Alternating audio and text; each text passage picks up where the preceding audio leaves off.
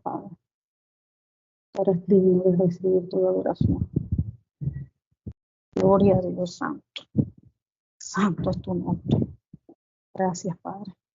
Tú eres fiel, justo y verdadero. Comenzamos hoy nuestro nuevo devocional. Continuamos con el capítulo 23 del libro de Éxodo. Pero hoy es la parte B.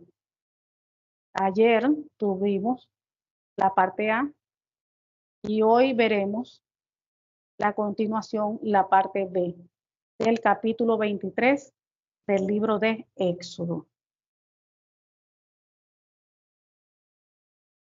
Ayer lo culminamos hasta el versículo 19. Hoy lo comenzamos en el versículo 20 hasta terminar el capítulo. Dice, Padre amado, leemos tu palabra en el nombre del Señor Jesús. Amén. Dice, el ángel de Jehová enviado para guiar a Israel. 20. He aquí, yo envío mi ángel delante de ti para que te guarde en el camino y te introduzca en el lugar que yo he preparado. Aquí podemos ver un detalle. Que así como el ángel de Jehová estaba en los tiempos bíblicos con el pueblo de Israel, que era su pueblo, sus hijos, hoy en día también el ángel de Jehová o el ángel que Dios asigna a cada uno de sus hijos también está hoy en día con nosotros. Porque cada hijo o hija suya, el Señor le asigna un ángel. Entonces cada quien tiene su ángel. Su ángel de batalla, su ángel de guerra, su ángel que le protege, que le guarda. Como dice aquí, he aquí yo envío mi ángel delante de ti para que te guarde en el camino. Cada uno de nosotros hoy en día tiene ángel que le guarda, que le protege, que está allí a su lado. Uno no lo ve porque ese es el mundo espiritual, pero allí está.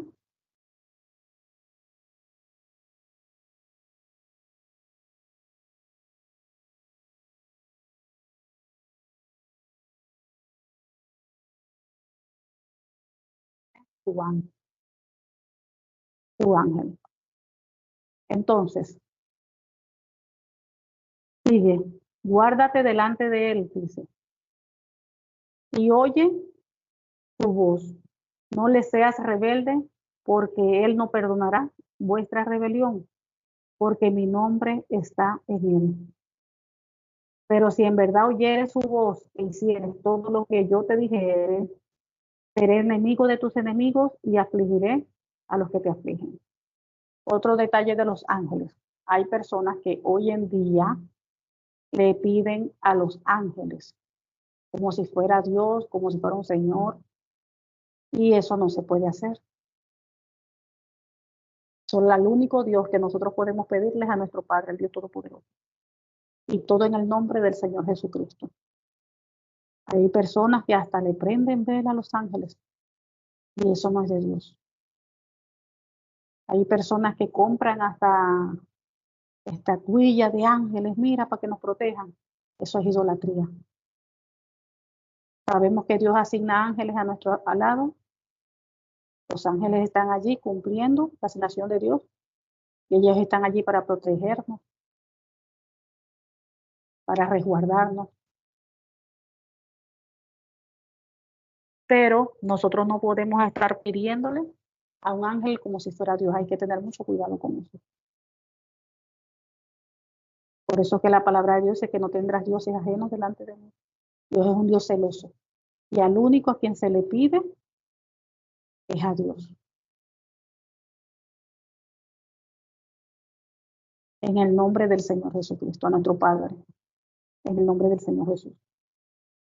Y dice, 22. En el nombre del Señor Jesucristo. Pero, si en verdad oyere su voz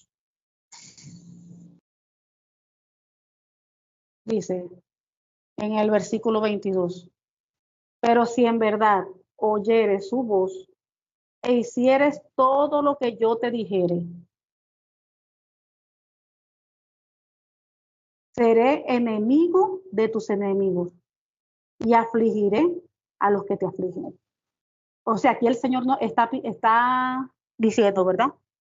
Que si ellos oyeren e hicieren todo cuanto Él les pida por medio del ángel, eso lo podríamos decir hoy en día, si nosotros oyéremos al Señor a través de su palabra e hiciéramos todo lo que la palabra de Dios dice, ¿qué va a suceder? Dice que Él será enemigo de nuestros enemigos y afligirá a los que nos afligen. En el versículo 22. Estoy allí. Si nosotros escuchamos la voz de Dios, recuerden que la boca de Dios es la palabra del Señor. Si nosotros escuchamos la palabra del Señor, si nosotros escuchamos la palabra del Señor y la ponemos por obra,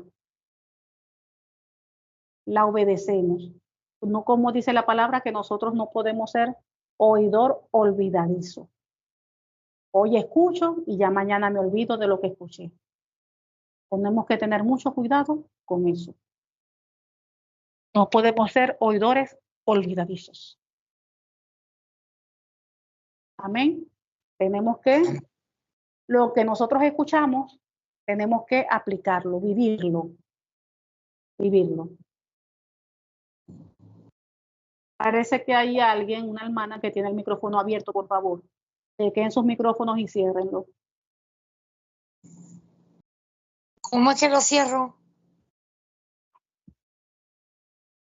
23. 23, versículo 23.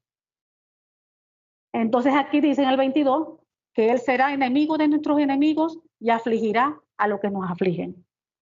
¿Qué quiere decir eso? Que si nosotros le somos fieles a Él, escuchamos su palabra y la ponemos por obra, la vivimos, Él nos va a defender en todo pleito que nosotros tengamos.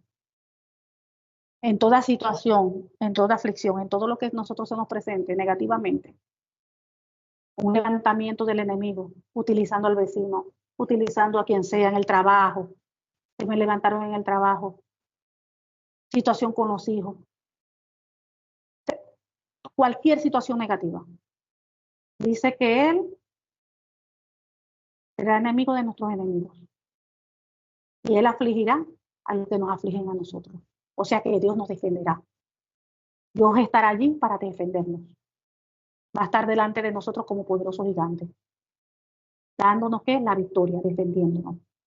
Si nosotros oyéremos su palabra y la ponemos por obra, obedeciéndola. Nunca se les olvide eso. Porque muchas veces nosotros creemos que las cosas al revés. Le pedimos a Dios, le pedimos manifestación, al poder a Dios, pero nosotros viviendo la vida apartada de la palabra.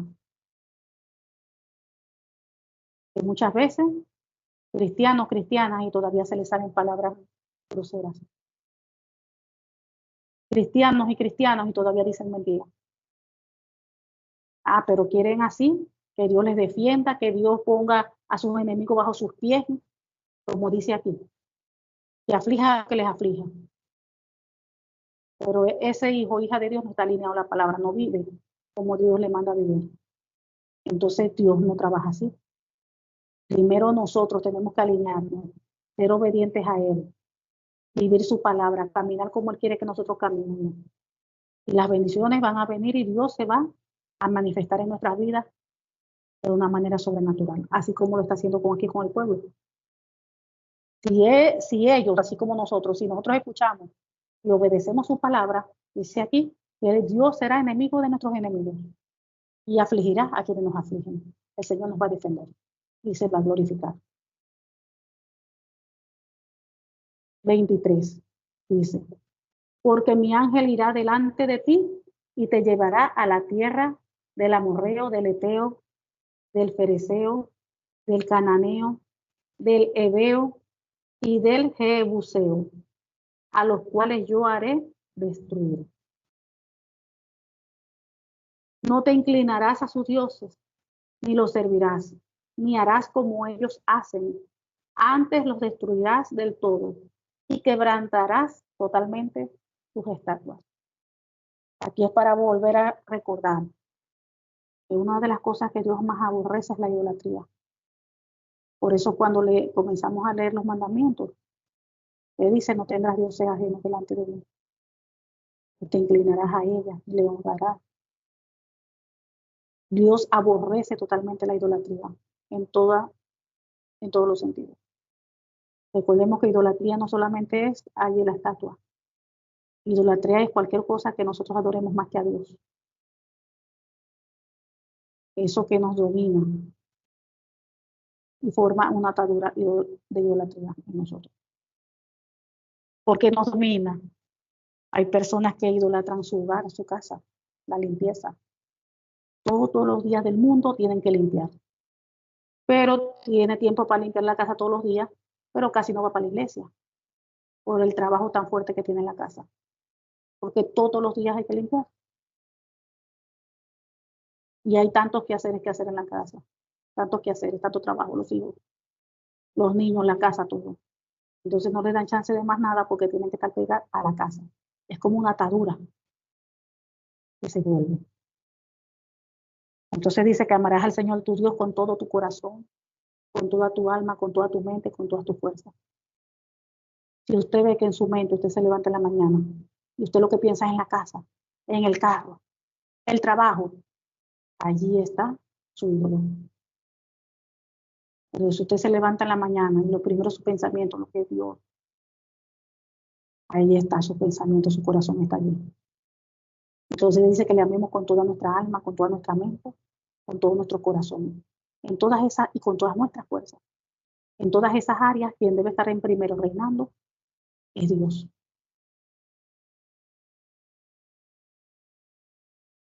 Entonces tenemos que cuidarnos mucho de la idolatría, porque el corazón del hombre tiende mucho a inclinarse a la idolatría.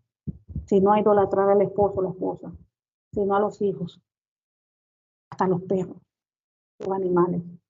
Los animales, mis amados, son lindos. Los animales, pues Dios los creó también. Y uno tiene que cuidarlos. Si uno tiene mascotas, uno tiene que cuidarlos. Es una creación hermosa de Dios. Pero no dejan de ser animales. No deja de ser animales. Y hay personas cristianos, porque no vamos a hablar de personas que no tienen a Cristo, cristianos, que tienen a un animal como si fuera un ser humano. Le dan en su plato, en comida, en la mesa, así como si fuera una persona. Su porción ha sido comida como si fuera una persona. Duermen en las camas con los dueños. O sea, todo es. Recuerden que en nuestra vida todo tiene que haber un equilibrio. Y no podemos pasar límites, porque allí hay problemas. Entonces volvemos eso como una idolatría. Y ellos son animales. Si Dios hubiese querido que ese gatito, ese perrito, pues un humano, hubiese sido un animal, un humano y no un animal. Los animales hay que amarlos, quererlos, cuidarlos, hasta orar por ellos. Pero son animales. Un humano es un humano. Todo hay que tener un equilibrio. 25. Mas a Jehová vuestro Dios serviréis. Y él bendecirá tu pan y tus aguas, y yo quitaré toda enfermedad de en medio de ti. Fíjense esta promesa. Que si nosotros servimos a Dios, decidimos servir a Dios de verdad. Cuando uno habla de servir, es apartarse de aquello que Dios le desagrada y servirle a Él, enfocarme en Él, servirle a Él. Y dice que Él bendecirá nuestro pan y nuestras aguas. O sea, Él bendecirá todo lo que produzca nuestras manos, nuestro trabajo, nuestra labor.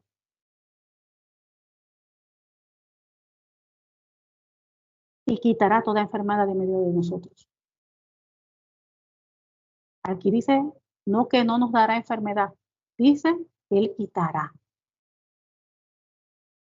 Aunque esto está en Éxodo, en el libro de Éxodo, que es en el Antiguo Testamento, que dice la palabra de Dios hoy en día, que en la cruz del Calvario Él llevó todas nuestras enfermedades y que por su llaga hemos sido sanados y curados. Tenemos esa promesa. Entonces aquí vemos que Él dice aquí que Él quitará toda enfermedad.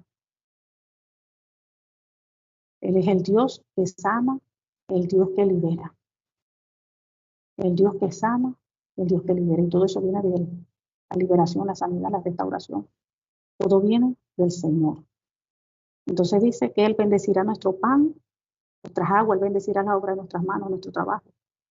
Y Él quitará toda enfermedad en medio de nosotros. Dice, no habrá mujer que aborte ni estéril en tu tierra, y yo completaré el número de tus días. Fíjense toda la bendición que hay por servir a nuestro Dios. Por decir, bueno, ya, dejo estas cosas que son obras de la carne, dejo estas cosas que a Dios no le agradan, ya decido servirle a mi Dios, decido estar con Él. Decido servirle, hacer lo que Él quiere que yo haga. Decido vivir para Él. Decido santificarme por amor a Él. Porque si yo quiero más de Dios, yo quiero parecerme cada día más a Él. ¿Cuál es mi trabajo? Santificarme cada día. ¿Y cómo me santifico? Quitando de mí las cosas que Dios aborrece para caminar en rectitud, en obediencia, en fidelidad, en integridad, en santidad. Ah, ¿que digo mentiras? Bueno, ya, desde hoy, ya no digo más mentiras. A Dios aborrece eso, ya no. Y vengo y me santifico, le pido perdón a Dios por tantas mentiras y ya, desde hoy, no más mentiras. Y allí me estoy santificando. Cuando yo decido dejar de hacer las cosas que Dios aborrece para hacer lo recto, lo que Dios le agrada, allí me estoy santificando, me estoy limpiando para Él. Y dice que no habrá mujer que aborte. Fíjense esta bendición. O sea que el aborto viene por una maldición. Porque Dios, el aborto es cuando las personas pierden al bebé. Y Dios no, dice la Biblia que Dios no quiere la muerte para el que muere. Que más bien Dios es un Dios que da vida. Dios es un Dios de vida. Entonces dice que no habrá mujer que aborte cuando nosotros le obedecemos y todas esas cosas. Cuando hacemos lo contrario, esto viene también por maldición, el aborto. Ni estéril en tu tierra. Fíjense, recuerden cuando leímos de Sara, Rebeca, como Dios, mujeres que eran estériles, y en su tiempo, en su voluntad de Él, Dios permitió que dieran a luz. Para Dios no hay nada imposible. Dice, y yo completaré el número de tus días. Yo completaré el número de tus días. ¿Qué quiere decir? Que Él dará una larga vida a la persona. Él dará una larga vida. Recuerden también la promesa de los padres. Cuando uno honra a los padres, Dios da ¿qué? Larga vida. Pero cuando uno hace lo contrario, la persona carga maldición. ¿Y qué ocurre? La vida le es cortada, se reduce. Dice 27, yo enviaré mi terror delante de ti y consternaré a todo pueblo donde entres y te daré la cerviz de todos tus enemigos. Fíjense, que donde quiera que ellos iban, Dios sembraba terror, pánico entre los pueblos aledaños, que eran pueblos paganos. Y Dios iba a hacer que todos sus enemigos salieran corriendo. Por eso es que dice que Dios iba a sembrar terror. O sea, que la gente iba a salir huyendo porque les iban a temer. O sea, ahí vemos cómo Dios defiende de una manera a sus fieles. Miren cómo Dios trabaja, cómo Dios se mueve de una manera estratégica a favor de sus hijos, a los que le obedecen, a los que viven su palabra, a los que cumplen su mandamiento. Miren cómo Dios se glorifica. Dios es fiel. Dios es fiel y Dios cumple su palabra, Dios cumple su promesa. Dice 28, enviaré delante de ti la avispa que eche fuera al heveo, al cananeo y al eteo, de delante de ti. Esto me hace recordar las plagas, que así como Dios envió plagas allá cuando estaba en proceso sacando al pueblo de Israel de la tierra de Egipto, Él envió plagas. También Él, miren, aquí, enviando plaga de avispas. Mire cómo Dios utiliza lo mismo que Él creó para hacer lo que Él quiere. Así como le envió las plagas allá en Egipto, mire cómo le envía aquí una plaga de avispas. Y dice que eche fuera al heveo. O sea, era tanta avispa, era una plaga, una cosa que asombrosa, que todo el pueblo tenía que salir de allí, toda la ciudad. Esa gente tenía que salir de allí huyendo. ¿Por qué? Por las avispas. Pero eran enviadas por Dios. Fíjense que para Dios no hay nada imposible. Dios se mueve como Él quiere.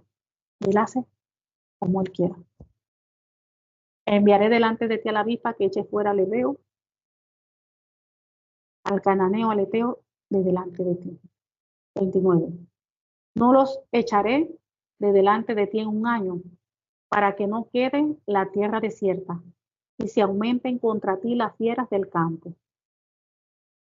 Poco a poco los echaré de delante de ti, hasta que te multipliques y tomes posesión de la tierra. Fíjense que Dios no es como nosotros. Normalmente el ser humano quiere todo rápido. Está pasando hoy y ya quiere que todo se termine mañana. Le está pidiendo algo a Dios y ya lo quiere ya. Nuestros pensamientos no son como los pensamientos del Señor. Los pensamientos del Señor son más altos. Y aquí vemos, mire cómo le dice, no los echaré de delante de ti en un año, para que no quede la tierra desierta y se aumenten contra ti las fieras del campo. Porque ¿qué pasaría si se aumentan las fieras del campo? Se los comen a ellos, los matan.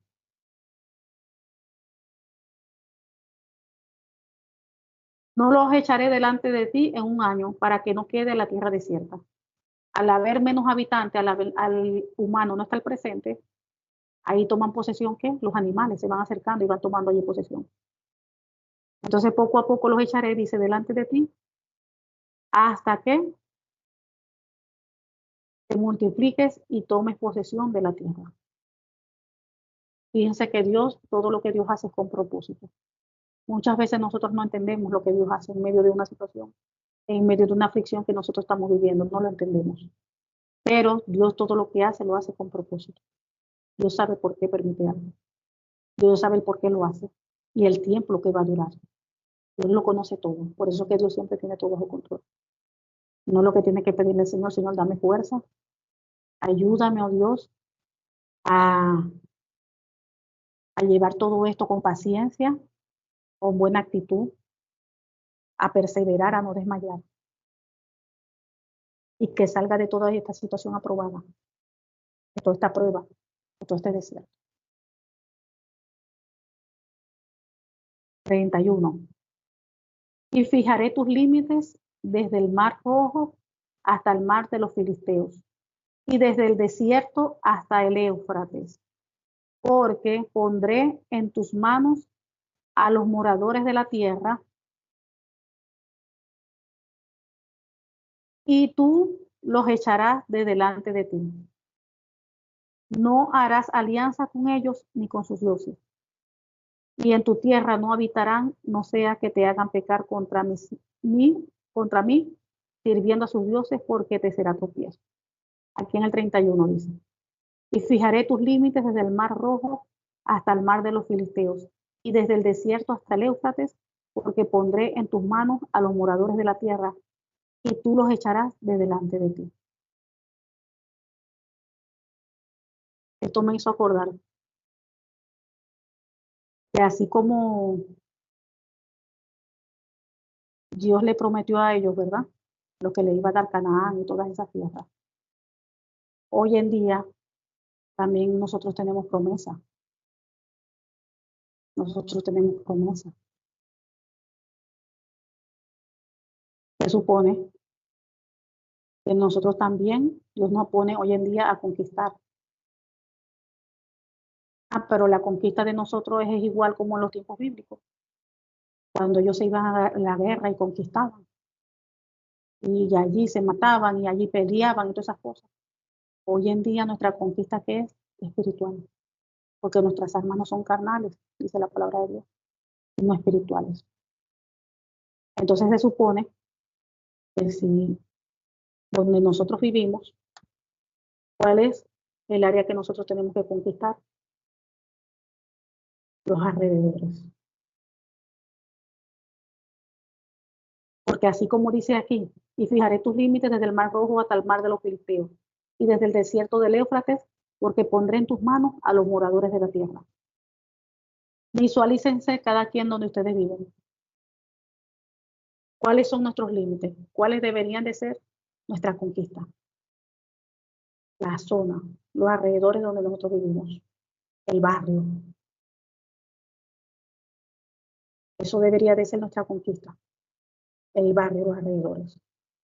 Nosotros como hijos o hijas de Dios deberíamos de estar trabajando, orando, poniendo a todos los vecinos en oración, evangelizando para tomar todos los alrededores donde nosotros vivimos.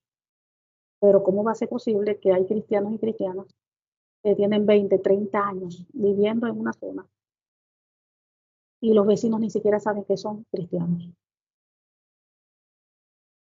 Tienen 40, 50 años en el evangelio y los vecinos ni siquiera saben que son cristianos.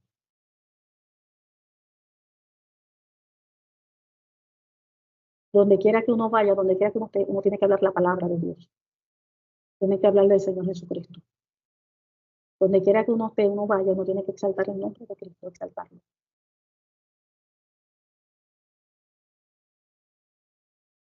A nivel de congregación, ¿cuál es nuestra conquista? ¿Cuál es la tierra que Dios nos da para heredar, para conquistar? Los alrededores de nuestra congregación, la zona donde nosotros vivimos. Tenemos que evangelizarla, poner toda esa zona en oración, en guerra, tumbar esos lugares altos. ¿Cuáles son los lugares altos? En oración, no físicamente, ¿no? Que vamos a ir y vamos a destruir esos lugares, eso no. Todo en oración, porque la palabra dice que nuestras armas no son carnales, sino poderosas en Dios, espirituales. Entonces en oración hay que derribar esos lugares altos. ¿Cuáles son esos lugares altos?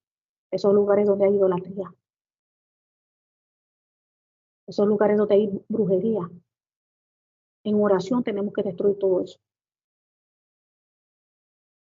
Para que la población, los alrededores, la gente, queden libres y puedan buscar del Señor. Eso se le llama también un nombre, creo que, si no me equivoco, creo que se le llama cartografía espiritual, si no me equivoco.